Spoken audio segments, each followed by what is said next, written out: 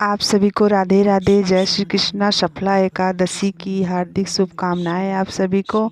आज हम आपको बताएंगे कि सफला एकादशी का व्रत कब रखना है, कब पारण करना है और व्रत का पूजन कैसे करना है, और कथा भी सुनाएंगे आपको। पौष मास कृष्ण पक्ष की सफला एकादशी का व्रत हमको 15 दिसंबर को करना है। इसका पारण हमको 16 दिसंबर को करना है। 7:07 से लेकर 9:11 तक हमको पारण कर लेना है।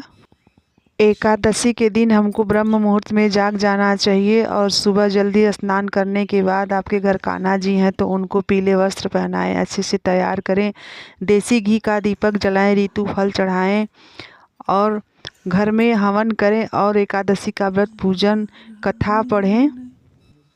एकादशी में चावल का इस्तेमाल एकादशी वाले दिन न करें, दशमी के दिन से ही चावल छोड़ दें। एकादशी के सभी नियमों का पालन करें। द्वादशी में पारण करें और इस दिन पारण में चावल अवश्य शामिल करें। अपने पारण करते समय ब्राह्मण देवता को सीधा नहीं खा लें, कुछ दक्षिणा दान अवश्य करें। एकादशी वाले दिन श्रीमन नारायण भगवान की पूजा की जाती है। इस दिन उनका पूजा करें, आरती करें, सूर्य भगवान को जल चढ़ाएं, तुलसी माता को जल चढ़ाएं, पूजन करें। और सफला एकादशी का व्रत आप भी अवश्य करें। यह व्रत करने से सभी मनोकामना की पूर्ति होती है, इसीलिए इसका नाम सफला एकादशी है। सफला एकादशी की कथा इस प्रकार है।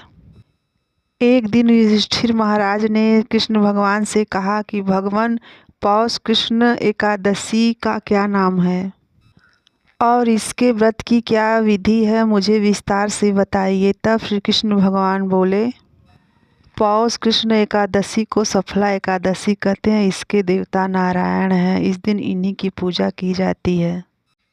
नारायण दक्षिणा सहित यज्ञों से उतना संतुष्ट नहीं होते हैं जितना एकादशी व्रत करने से, रात्रि में जागरण करने से संतुष्ट होते हैं।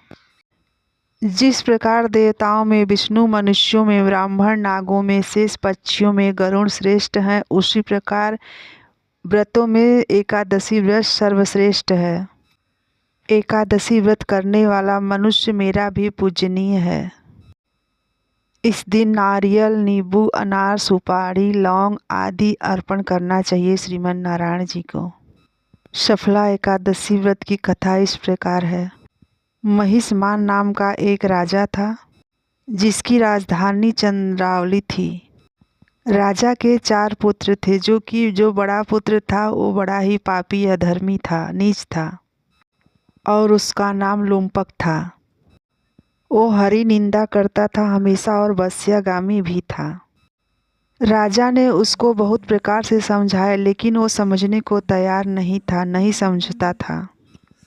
तब राजा विवश होकर उसको दंड दिया कि तू देश से निकल जा, और निकाल भी दिया। राजकुमार लुम्पक दंडित हो पास ही के नगर में रहने लगा और अपने पिता के ही राज्य में डाका चोरी डालने लगा, प्रजा को हर तरह से परेशान करने लगा। इस प्रकार से बुरे कार्य करते करते वो बहुत ही बड़ा पापी बन गया था और राजा सोचते थे कि पकड़ जाए, लेकिन पकड़ा नहीं जाता था, निकल जाता था।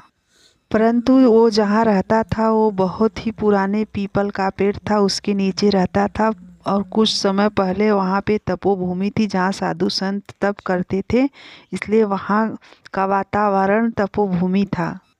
एक दिन राजा लुम्पक को अपना शरीर अस्वस्थ लगा। उस दिन उन्होंने भोजन नहीं किया था और दूसरे दिन एकादशी थी।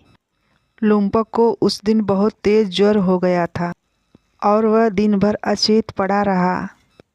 मध्याह्न समय में उसे कुछ भूख सी मालूम हुई तो वह धीरे धीरे वन में जाकर कुछ ताजे फल लाया और उस पीपल के नीचे बैठ गया।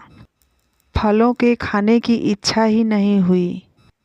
तब उसने उस फलों को पीपल की जड़ में रख कर कहा, लीजिए वासुदेव भगवान, अब यह फल आपको ही अर्पण है। यह कहकर वह उसी जगह पर पड़ा रहा और रात भर कराहता रहा। ऐसी होती है भगवान की लीला।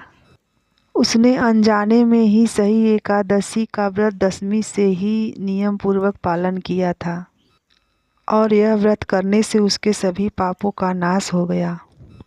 उसके हृदय में ज्ञान का प्रकाश हो गया और उसी समय उसके सामने एक श्वेत रंग का दिव्य घोड़ा आकर खड़ा हुआ और तभी उसको आकाशवाणी हुई, अब तुम इस घोड़े पर सवार होकर अपने पिता के पास जाओ। राजकुमार लोमपक घोड़े पर सवार होकर अपने पिता के पास चले आया और उनको प्रणाम किया और अपना सारा हाल कह सुनाया कि एकादशी का व्रत हमने इस प्रकार किया था, इसलिए हमको ये सब प्राप्त हुआ है। राजा ने सभी राज्य अपने बेटे लोमपक राजा को सौंप दिया और अपने वन में तपस्या करने के लिए चल दिए और राजा एकादशी व्रत का नियम पूर्वक पालन करने लगे, अपना राज्य भी देखने लगे। इस प्रकार जो भी सफला एकादशी का व्रत करता है उसकी सब मनोकामना श्री हरि विष्णु भगवान पूर्ण करते हैं।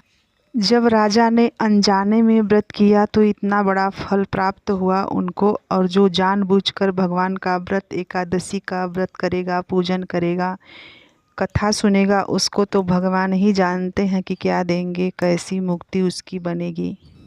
इसलिए तो इस व्रत का नाम सफला एकादशी है।